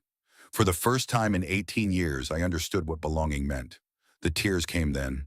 I could not stop them. I did not try. Opal put her arm around me and let me cry into her shoulder. She did not say anything. She did not need to. She just held me while the food got cold and the lights flickered in the Montana wind, and something broken inside me began, finally, to heal. We were not alone. If you are still with me, I need to pause for a moment, because what I am about to tell you next is the hardest part of this story, and I want you to be prepared. But I also want to ask you something. Have you ever had to fight for something that was yours? Have you ever stood your ground when everything in you wanted to run? I know what it is like to feel powerless, to feel like the world is too big and the forces against you are too strong, and you are just one person with nothing but stubbornness and rage. But I also learned something that winter in Montana, something I want you to carry with you. You are never truly alone. There are always people who will stand with you if you are brave enough to stand first. Sometimes you just have to take that first step into the darkness and trust that the light will follow. If this story means something to you, I would be grateful if you would subscribe to this channel. Share it with someone who needs to hear it. And leave a comment telling me about your own battles, your own moments of standing firm. Your stories matter. They connect us across distances and generations. They remind us that none of us are as alone as we feel. Now let me tell you what happened when Kincaid decided to handle us himself. Part 3. 6 months had passed since we first opened that bunker door. The Quonset hut was unrecognizable. We had insulated the walls with proper materials, patched every hole, installed a sturdy stove with a new chimney that Virgil helped us build over a long weekend. Jonah had rigged up a small solar panel system that gave us electricity for lights and a phone charger and even a small refrigerator. The place was still modest, still simple, but it was ours. It was the first real home either of us had ever known. And I worked part-time at Virgil's hardware store, learning about plumbing and electrical systems and the proper way to sharpen tools. The work was steady, physical, and honest. Virgil was a patient teacher, and he never treated me like a kid playing at being an adult. He treated me like someone who was learning a trade that might serve her for the rest of her life. Jonah was studying for his GED, working through textbooks and online courses when the internet cooperated, which was not as often as we would have liked. He had also taken on the job of digitizing all of our grandfather's evidence, creating multiple backups stored in different locations. He was meticulous about it, treating each document like the precious artifact it was. On the surface, we were just two young people trying to build a life in a small Montana town, getting coffee at Opal's in the mornings, helping out at community events, learning the names of our neighbors and the rhythms of rural life.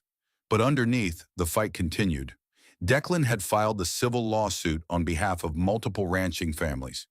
The evidence our grandfather had collected was being organized, verified, and prepared for court. Every week brought new depositions, new motions, new battles in the slow machinery of justice. More importantly, the federal prosecutor in Denver had opened a criminal investigation. A grand jury had been convened in secret. Witnesses who had been afraid to speak for years were finally finding the courage to tell their stories. The walls were closing in on Senator Warren Kincaid, but Kincaid was not going quietly. He threw an army of expensive lawyers at us, motion after motion. On delay after delay, he filed countersuits. He challenged the authenticity of documents. He attacked the credibility of witnesses. He did everything possible to drag out the process, hoping to bankrupt us or wear us down. What he did not know was that we had something he had not accounted for. One afternoon, Jonah came up from the bunker with an expression I had never seen before. He was holding our father's camera, turning it over in his hands. "I found something," he said, "in the photographs. Something Dad hid." He had been going through the old memory cards systematically, organizing the images, trying to understand what our father had been documenting before he died. Most of the photographs were what you would expect from an investigation. Buildings, documents, license plates, faces of people involved in the conspiracy. But some of the photographs were different. They seemed random at first. Pictures of empty fields, fence posts, unremarkable landscapes that did not seem to mean anything. Until Jonah noticed the metadata. "Dad embedded location data in these files," he explained, pointing at the laptop screen. "GPS coordinates. Every photograph has them." He pulled up a map, overlaying the coordinates from the photographs. One of the markers was on our property, about 200 yards northeast of the Quonset hut, near an old fence line that had been overgrown for years. "Whatever Dad was photographing," Jonah said, his voice tight with excitement, "he was standing right there when he took the picture, and he made sure the location was recorded. He wanted someone to find it." My heart started to beat faster. And we grabbed shovels and walked to the coordinates. The spot was unremarkable, just open ground covered in dead grass and scrub. No features to distinguish it from any other patch of Montana prairie. But Jonah had borrowed a metal detector from Virgil, and when he swept it over the area, it screamed. We dug for almost an hour. The ground was hard, still partially frozen from the late spring. My hands blistered through my gloves. Jonah's shovel rang against rocks. We were about to give up when my shovel hit something that was not rock. 3 feet down, a metal box, smaller than the one in the bunker, rusted on the outside but intact, sealed with a waterproof gasket that had held against over a decade of weather. Our parents had buried something here before they died. Inside the box was a waterproof pouch, and inside that were documents. Not copies, originals. Bank statements from offshore accounts in the Cayman Islands, showing deposits from shell companies traced back to Apex Development. Wire transfer records documenting payments to politicians, judges, and law enforcement officials throughout Montana. And a handwritten ledger in neat, precise script that detailed every bribe Senator Warren Kincaid had received over a 15-year period. Amounts, dates, names. This was it. The evidence our parents had died protecting. The final proof that would end Kincaid's career and send him to prison for the rest of his life. They had hidden it here, on this land, knowing that someday someone might need to find it. They had recorded the location in a photograph that only someone who looked carefully would discover. They had trusted that the truth would not stay buried forever. I sat in the dirt, holding those documents, and I felt my parents with me for the first time in over a decade. Not as faded memories, not as photographs on a screen, but as real presences, their courage flowing into me across the years. They had walked the same ground. They had known these same fears. They had faced these same enemies, and they had left us the weapon to finish the fight. Declan nearly fell out of his chair when I showed him what we had found. This is, he shook his head, running his hands through his already disheveled hair. Willa, do you understand what this is? This is original documentation. This is not copies. This is not hearsay. This is Kincaid's own records of every illegal dollar he ever took. He sat back in his chair, staring at the documents spread across his desk. Your parents, they knew. They knew this was too dangerous to keep in their home or their office, so they hid it where no one would ever think to look, on a worthless piece of land that Kincaid himself was trying to acquire. He laughed, a sound of disbelieving delight. He has been trying to buy this property for years, probably suspected something was hidden here, and it was right under his nose the whole time. The irony was not lost on me. Kincaid had spent years trying to get his hands on our land. He had offered thousands of dollars. He had sent threats. He had had my brother beaten, and all along the proof of his crimes was buried in our backyard. The federal prosecutor received the documents within 48 hours. Combined with our grandfather's recordings, the witness testimony, and the evidence from the bunker, it was more than enough. And indictments were issued, sealed for now. The grand jury had returned charges on multiple counts of fraud, conspiracy, extortion, and corruption. But before the indictments could be unsealed and served, Kincaid made one last move. It was a Tuesday night, late, almost 11 o'clock. Jonah and I were in the hut, reviewing documents by lamplight, the way we had done so many nights before. We had fallen into a routine over the months, spending the evenings going over evidence, preparing for depositions, making sure we understood every detail of the case. The wind was howling outside, rattling the repaired metal walls. A spring storm was blowing in from the mountains, bringing cold air and the smell of rain. Then headlights appeared on the track. I looked at Jonah. We were not expecting anyone. Not at this hour. A single car pulled up. Not an SUV this time. A dark sedan. Expensive. The kind of car that politicians and executives drove. A driver got out and opened the rear door, and Senator Warren Kincaid stepped out into the Montana night. He was older than he looked in photographs and television appearances. 62 years old, with silver hair, and the kind of face that had smiled for cameras throughout a long political career. He wore a long wool coat against the cold and leather gloves that probably cost more than my monthly income from the hardware store. He walked toward the hut alone. I met him at the door. Jonah stayed inside, out of sight, but I knew he was there, and I knew our father's camera was recording. Miss Stratton, Kincaid's voice was smooth, practiced. The voice of a man who had spent his life convincing people to trust him. I apologize for the late hour, but I believe we need to have a conversation. About what? He smiled. It did not reach his eyes. I think you know. He looked past me at the hut, at the improvements we had made, at the lights we had strung up with help from our neighbors. You have been busy, you and your brother, digging up old files, making accusations, causing a great deal of trouble for a lot of people. We are just looking for the truth about what happened to our parents. Your parents. His smile flickered. A tragic accident. Terrible loss. I remember when it happened. The whole state mourned. It was not an accident. The smile disappeared entirely. Something cold moved behind his eyes, something ancient and predatory. Miss Stratton, let me be direct with you. You are young. You have your whole life ahead of you. I am prepared to make you an offer that will guarantee you never have to worry about money again. He reached into his coat and pulled out an envelope, heavy paper, the kind that held important documents, or very large checks. $500,000. Cashier's check, certified. All you have to do is walk away. Leave Montana. Forget about all of this. Start fresh somewhere else. California, Florida, anywhere you like. I looked at the envelope. $500,000. More money than I could imagine. Enough to go to college, to buy a house, to live comfortably for the rest of my life. And in return? In return, you give me everything your grandfather collected. Every document, every recording, every photograph, every scrap of paper from that bunker of his.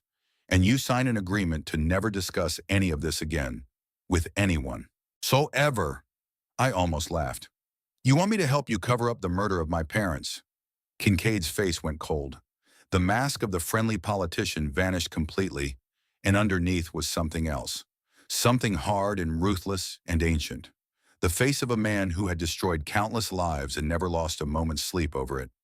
Your parents made a choice, he said quietly, his voice like ice. They chose to interfere with things that did not concern them. They chose to threaten powerful people who had worked very hard to build what they had built. And they paid the price for that choice. He stepped closer, close enough that I could smell his expensive cologne. Do not make the same mistake, Miss Stratton. Do not throw away your future for a crusade you cannot win. I held his gaze. I thought about my mother and father, murdered on a dark road because they tried to tell the truth. I thought about my grandfather, spending years alone in this place, gathering evidence, keeping the flame alive, waiting for justice that never came in his lifetime.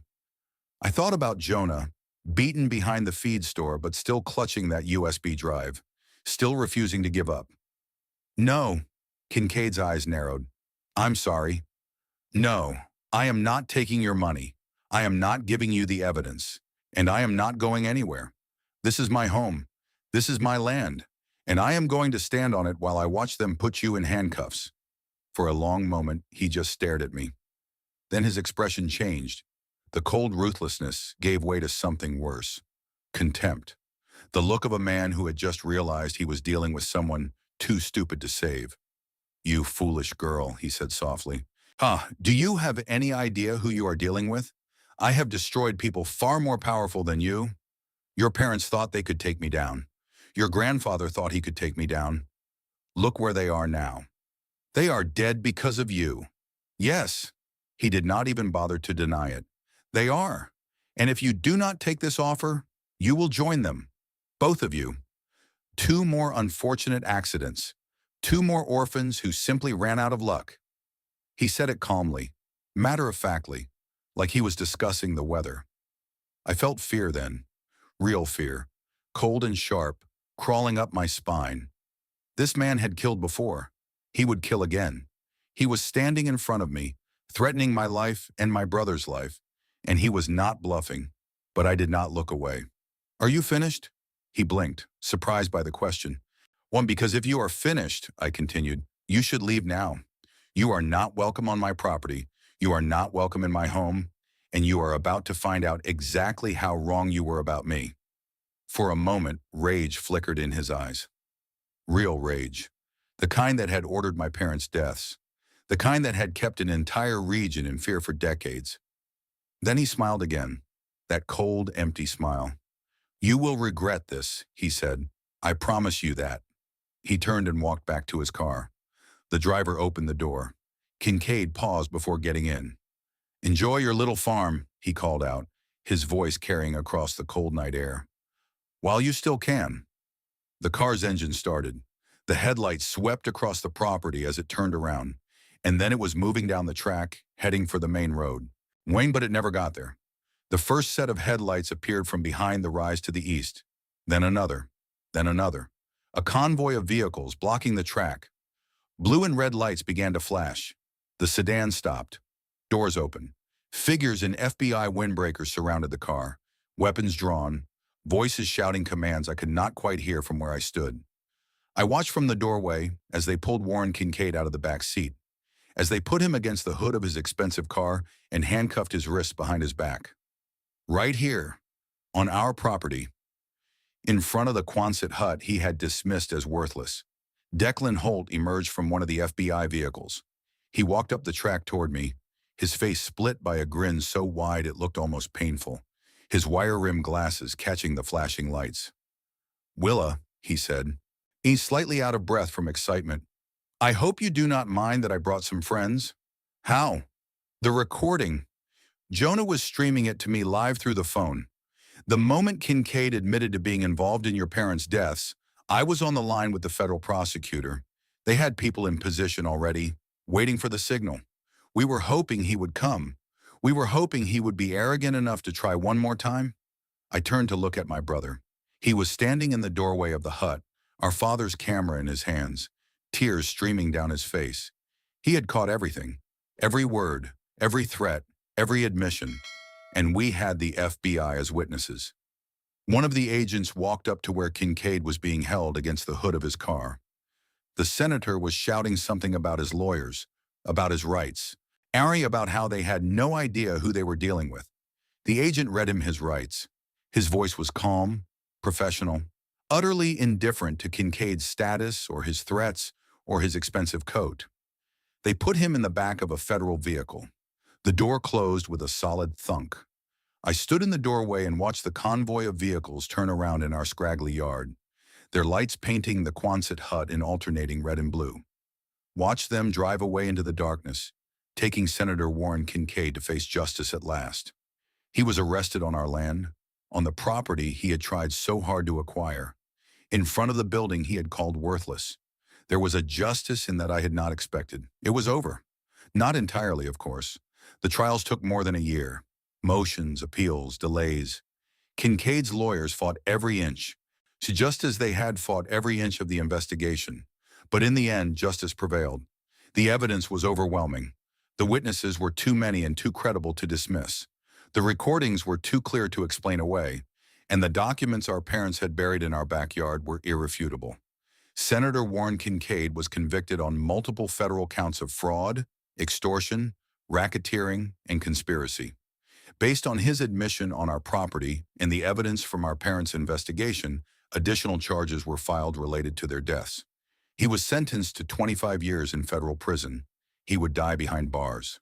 Apex Development was dissolved. Its assets were frozen and eventually distributed to its victims. 7 state officials were indicted on corruption charges. And the network that had terrorized Montana ranchers for decades was finally completely destroyed. And in a quiet moment that did not make the national headlines, the investigation into the deaths of Garrett and Nora Stratton was officially reopened. Classified as a homicide, I do not know if there will ever be a trial for the men who actually forced their car off that mountain road. They have not been identified yet. Maybe they never will be. But the truth is no longer buried. It is public record. And sometimes that is the only justice you get. The settlement from the civil lawsuit was larger than I could have imagined. Enough to pay off every debt, to set aside money for college, to ensure that Jonah and I would never have to worry about basic survival again.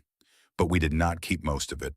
And we used a portion to establish the Emmett Stratton Foundation, a legal defense fund for ranchers and small landowners facing predatory developers.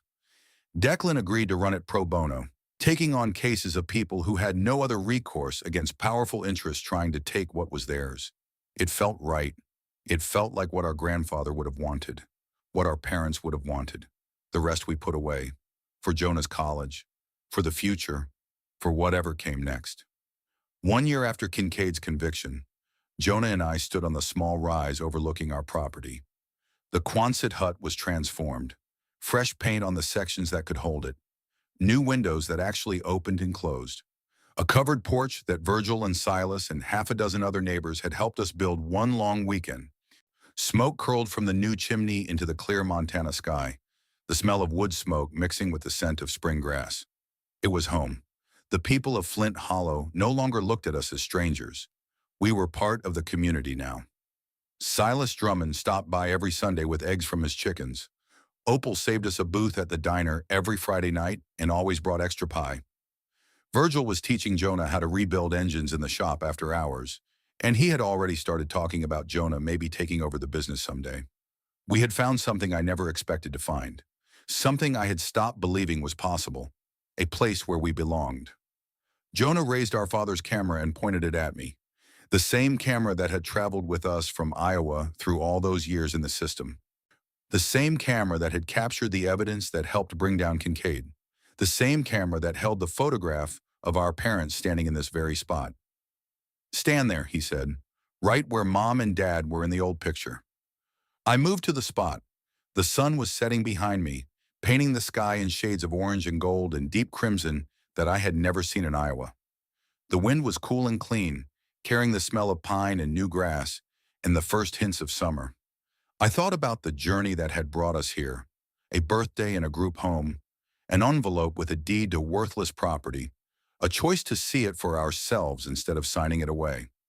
I thought about our grandfather spending years alone in this place, gathering evidence, keeping us safe from a distance.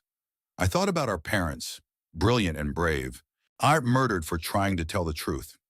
I thought about the frightened children we had been, building our identities around a lie. They were gone now, those frightened children. In their place were two people who had learned something important. Love does not always look the way you expect. The people who seem to abandon you might be protecting you. The things the world calls worthless might be hiding treasures beyond imagination. And you are never truly alone, not when you are brave enough to stand first. "Ready?" Jonah asked. I nodded. He clicked the shutter, capturing this moment, this place, this new chapter of our lives. Later, when he showed me the photograph on the camera's small screen, I saw something that made my breath catch. The angle, the light, my position in the frame. It was almost identical to the old photograph of our parents.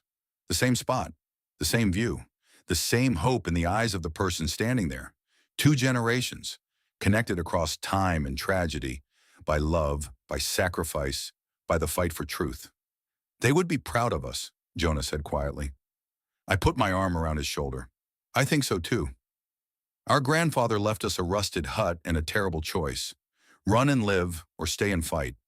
But what he really left us was something more valuable than money or land, or even the truth. He left us the chance to discover who we truly were. The chance to learn that we had always been loved, even when we could not feel it. The chance to find home in the most unexpected of places. If you have stayed with me through this entire story, I want to say thank you. Thank you for listening. I thank you for caring. Thank you for being part of this journey with us. And I want to ask you something. What does home mean to you? Is it a place, a person, a feeling? Is it somewhere you have always been, or somewhere you found after a long journey? Have you ever had to fight for it? Have you ever had to stand your ground when everything in you wanted to run? I would love to hear your story. Leave it in the comments below. I read every single one, because I believe our stories are the most powerful things we have. They connect us across distances and generations. They remind us that we are not alone in our struggles, that others have walked these roads before us and found their way through. If this story touched you, please subscribe to this channel, share it with someone who needs to hear it. And we are all just trying to find our way home. And sometimes the journey starts in the most unexpected of places. Thank you. Take care of yourselves. Take care of each other. And remember, sometimes the things the world calls worthless turn out to be the most valuable treasures of all. The end.